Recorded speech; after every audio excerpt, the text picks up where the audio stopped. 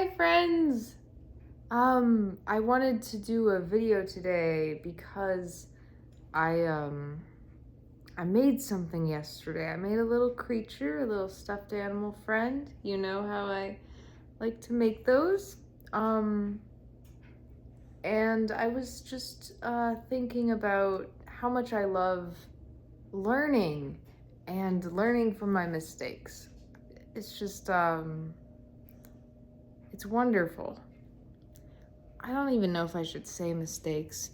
I didn't used to say mistakes, or I went through like a phase where I was like, I'm not ever gonna say mistakes because, hey girl, because things aren't mistakes, they're just learning opportunities, which I do think is true, but I think saying mistakes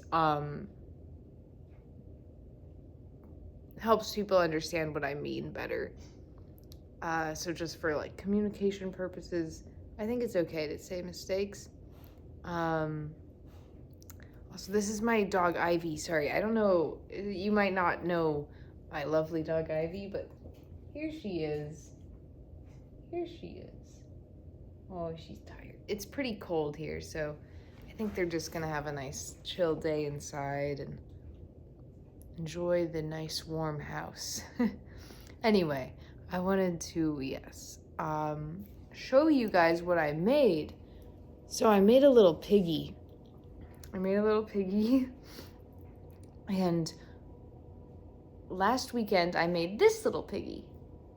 Hi. And I love how he came out. He's so silly. Or she, or they, whatever.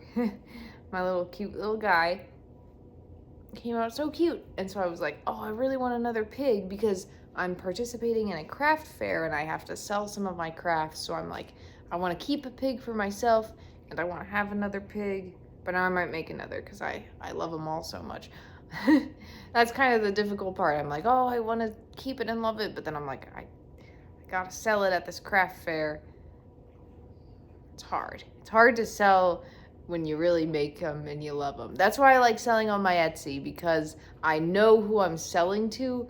So like while I'm creating it, so I can create it with this person in mind and be like, okay, you are going to enjoy hanging out with your new special friend. Because everyone is very, very nice on Etsy.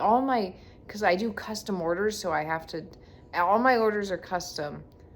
So I like chat with the person and they're always so extremely nice and kind, which is really nice.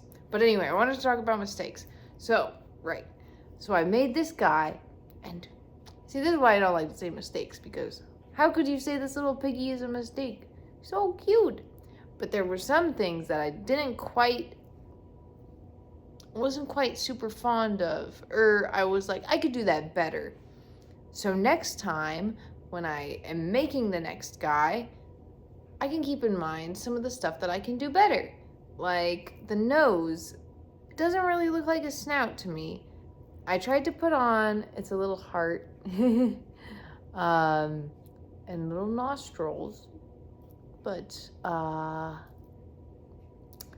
was like, something seems off. So I was going through my fabric and I was like, what did I learn from last time? And this is where the learning bit comes in. And I was like, oh, you know what I learned? I didn't like I like it, but I could do better on the mouth. Just ignore her. And then I was like, well, what else? And I was like, the mouth is, you can't really see it because it's pink. And I love the pink, but I really want to see the mouth. I think that's really important. So for my next pig, here he is. And I do think I love my little old pig, but I think you can see how each time when I make him, or when the product doesn't come out exactly how I imagined it or thought of it, I learn and I grow as a person and as a creator, and then I can make something even better next time. So I just love how he came out. Oh yeah, another thing is, I didn't really leave room for a tail because I'm like, well, pigs don't have really like tails, and like I could do like a pipe cleaner and spin it around, but I don't have any pipe cleaners. So I'm like, why did I think that? I didn't even have any pipe cleaners around. So then this time I was like, okay, well, a pig has a little curly Q tail. And one time I did a little curly Q tail when I was doing a cat because it turned out weird. I thought it wouldn't, but then it turned out like curly. So then I was like, well, that's perfect for a pig. So I did the little curly Q tail, and then I cinched it up as well because it wasn't quite as curly as I wanted. And now I think it came out perfectly. And I love his shape. I was like, okay, so what worked last time? The shape was really good, so I'm just going to exaggerate the shape even more. And what did I really like? I cinched up the nose, so I'm going to cinch up the nose even more on the other one. And then I just learned and learned and learned from the last time, and I made one that was like, I mean, I think it is a higher quality. Sorry, I don't mean like that, but I love them both. I mean, I love the like lower quality ones because it's like they're so personal and special to me. And they're like, it shows that it's not like professionally made, even though I suppose technically I am a professional. Anyway. But, and then I was like, oh, I like the heart idea for the nose, but I want to make it more pronounced. And anyway, I think he turned out like really, really good. And it's like, wow, I learn so much every time I make a mistake. And that happens so often in life. Like, I think learning math is really similar. Like, you got to make those mistakes. And like, as someone who wants to be a teacher, you got to celebrate. Like, I want to be a teacher. I'm in school to be a teacher right now. And it's just really exciting. But, like, you gotta, I took this really, really great math course, math for elementary educators. It's fascinating learning about, like we did, like normally in English, we count in, I'll make another video about that, but we count in base 10, so like units of 10, but you can do it in like units of, you can do base 4. I'm gonna link some stuff down below because that doesn't make any sense really without, like, if you don't really have the context, but look up like base 10 versus base 4. I'll put some videos. I'll put some resources down there. I always say that and then I always forget to. Oh, cooking spaghetti squash. It's ready. Okay, but what was I saying? Oh yeah, so like when anyway, the whole math for elementary educators course really taught me, and this whole lesson of just like all the mistakes I've made in life.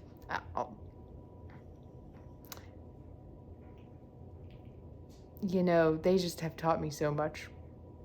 And so it's like very important to celebrate students making mistakes and being like, oh, you know, what did we learn from that? Like you will never be learning unless you are making mistakes is what I'm trying to say. And that's true for school, it's true for life. But you got to make those mistakes, and every time you make a mistake, the hard thing is, but the thing you got to do is celebrate. For example, here's another example. I totally goofed up when I was stringing my guitar. I was so excited to get new strings. I didn't wait. I didn't properly take the time to see how to string a guitar. I just did it as fast as possible, and I wasted the new strings, the whole thing. So then next time I learned from that, and so I didn't make the mistake again. But I had to make the mistake in order to learn. I would have never learned if I didn't goof up. And that's why it's okay to goof up. I call myself like a goof up a lot, and I'm like, oh, you totally goofed up, Shama, all the time. And I need to start being like, you totally goofed up. That's great. That's awesome. One time I totally goofed up and I flooded the whole bathroom because I was like trying to fix something, and but then I remember in the moment I like was like kind of, as I got in the future, I could look back at that and be like, oh, remember when you goofed up? You don't want to do that again. So what'd you learn from last time? And that's the process of learning. Like, there is no learning without mistakes. That's what I'm going to title the video. There is no learning without mistakes. Or I'll title it just rambling again, because that is also a really good summary of what my videos have become lately. A lot of rambling. A lot of rambling. But I love to ramble. I do love to ramble, so... and it can be applied in any aspect of life. I mean, obviously, gosh, like I made so many friendship mistakes. I've made so many friendship mistakes in my life. And I'm like, and it really hurts when you make the mistake and then like you lose this like really awesome person in your life because you goofed up. It's like, oh shoot, like example, being overly negative all the time, negative self-talk like 24/7, that was me to a T. And then I lost some really cool friends because of that, which stunk, because I was like, because it's awesome to have really cool people in your life, and it's like, oh man, I totally made a mistake there, totally goofed up. The next time you meet some new friends, though, you won't make the same mistake of being like super duper negative. And that's what I learned. Learned how, by making those mistakes, I learned a lot. Yeah. I was just, I made a mistake the other day, and now maybe we can work together to think of how I can recontextualize it in as a learning opportunity. So I was trying to fix this door in my house. It's a closet door, and it doesn't shut right. It just opens right back up after you shut it, because it doesn't have a latch. It used to have a like lock, but the part of the lock got broken. So I figured, oh, I can jam in some metal in between and screw it in, and then the door will become tight again. But it did not quite work, because I guess what I'm struggling with is I don't know quite why it didn't work, because it did work at first. But then, okay, the door adjusted to the new gap, and then when you open and close it a bunch, because it opens and closes a bunch, because it's used a lot, then having that compression won't work anymore, because wood is a sensitive material and it will warp to changes and adapt to changes, and so eventually it won't become as compressed anymore. Okay. So I learned from that. I learned that just wedging something in between won't work. So now I'm thinking, from this learning opportunity, I can try a new solution, such as I must have to do something with magnets, because changing the compression on the door will not work. So that's something I learned. Okay. Thank you for working through that with me. Or maybe you have a better solution. I honestly should show you guys the door and just be like, what should I do? Because I'm not the best handyman. As I said earlier, I flooded an entire bathroom. happens quite often because I rush into things. I don't like look up like, because YouTube has a million great sources. You can look up like anything and be like, how do you do this? How do you do that? But I always am like, I'm very obsessed with time. As of late, it's been like such a hard struggle for me. Like, I'm like, I gotta do things as efficiently as possible and as quickly as possible. And that actually wastes a lot more time because then I do it wrong instead of properly taking the time. So there you go, another learning opportunity from a mistake. But I just love learning from mistakes. Here's something else. I'll put my little piggy right here and my other little piggy on top. I love doing that. I love stacking them, especially when they're the same animal. It makes me very happy. I'm like, they're a little family and they love each other and they ride on each other's backs. But I made this lovely little kangaroo and she's adorable and I love her so much. But I did, I'm like looking at her and I'm like, something is off. You know, something is off. You can't quite see it over camera. She actually looks, I think, better over camera. She's lovely. But her legs are off, is what I realized. They look a little odd. And so I can learn from this. And next time I make a kangaroo, I'm going to do something a lot different with the legs. Which is good. Because when I make these guys, when I make my creations, I don't like to use other people's patterns. I like to just kind of come up with my own patterns and see if they work out.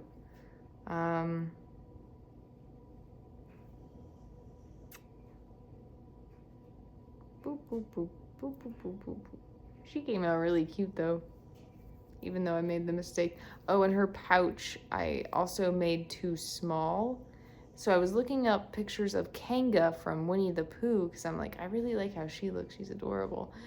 And I realized her legs are like shorter and like stand up more. Like I did the arms and then her pouch goes lower and that's how she can fit such a big Roo in it. Because I'm like, I can't fit a little, I have to make a really tiny Roo to fit in there. I think I still will. I think I still will try to make a little teeny tiny baby Roo. But I also, when I make my next Mama Roo, I'm gonna give her a big old heart pouch so that I can put a bigger little Roo in it, or a bigger big Roo. But yeah, I guess Roo is only the term for the children, so I just call them kangaroo.